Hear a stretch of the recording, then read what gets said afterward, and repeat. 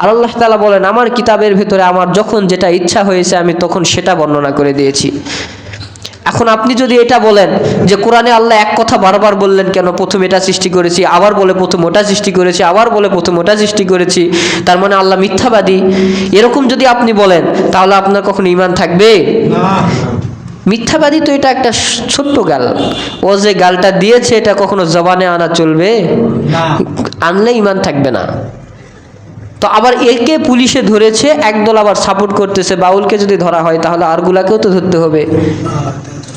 তো যারা কাফের হয়ে যায়, কাফেরকে যারা সাপোর্ট করে তারাও কি হয়ে যায়?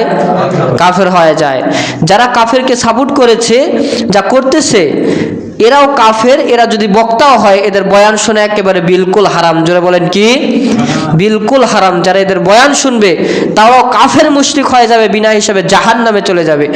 নবীর কথা বাদ দেন, আল্লাহ তাআলা স্বয়ং আল্লাহকে নিয়ে যে ব্যক্তি ইজ্জত নিয়ে টানাটানি করতে পারে তার কখনো ঈমান থাকতে পারে? আল্লাহ তাআলা কোরআনুল কারীমের ভিতরে বলেছেন, ওমা মিন দাব্বাতিন ফিল আরদি ইল্লা আলাল্লাহি রিজকুহা, আমি মানুষকে রিজিক দান করি, আমি আল্লাহ ছাড়া কেউ রিজিক দান করতে পারবে না। তাহলে এই মানুষই আল্লাহ রিজিক খাওয়ার পরে, আল্লাহর জমিনে থাকার পরে, আল্লাহ তাআলা নিয়ামতগুলিকে অনুসরণ করার পরে এই ব্যক্তিরা আল্লাহ তাআলাকে কিভাবে অস্বীকার করে, কিভাবে গালি দিতে পারে? এই কারণেই আমি বললাম 18 কোটি মাখলুকাতের ভেতরে আল্লাহকে গালি দেয়, আল্লাহকে নিয়ে হাসি ঠাট্টা করে, আল্লাহর আনুগত্য করে না মাত্র একটা জাতি, সেটা হচ্ছে মানুষের জাত। সেটা হচ্ছে কিসের জাত? মানুষের জাত।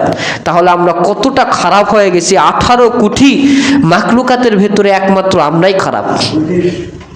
একমাত্র কারা খারাপ? আমরাই খারাপ। আমি আপনাদেরকে এটা বুঝাইতেছিলাম, কোরআনের কথা বাদ্যযন্ত্র দ্বারা বললে এটা শোনা বিলকুল হারাম। জোরে বলেন কি? আগেকার যুগে তো বাউল শিল্পীরা এসে গান গয়ে গয়ে বলছে, বলে নাই? এখন বাউল শিল্পীরা বুঝতে পারতেছে আমার কি হয়, যে ঘরে থাকে ঘরও ভেঙে চুরে আকাশে উড়ে দিছে। দেখছেন ঢাকাতে বাউল শিল্পীর খালি নাম শুনলে ওর তো জীবন তো নাই, ওর 14 গোষ্ঠীর জীবন নাই।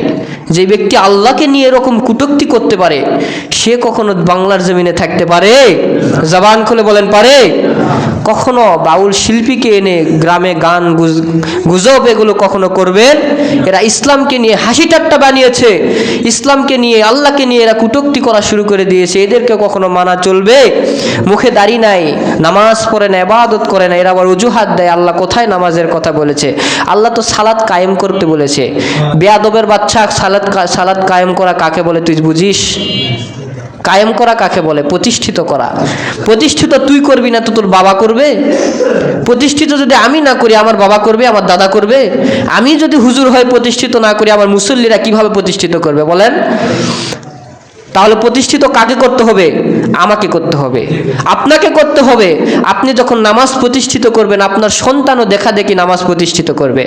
আপনি যখন নামাজ প্রতিষ্ঠিত করবেন আপনার দেখা দেখি আপনার স্ত্রী নামাজ প্রতিষ্ঠিত করবে। তাহলে যারা এগুলা কথা বলে এদেরকে ধরে বাঁধে পিটে এই বাংলাদেশ থেকে তাড়িয়ে দেওয়া দরকার। এদের কারণে ইসলাম নিয়ে এত ফেরকা, মুসলমানের ভিতরে এত সমস্যা খালি এদেরকে নিয়ে। আল্লাহ তাআলা কোরআনুল কারীমের ভিতরে সুন্দর করে বলে দিয়েছেন, ইয়া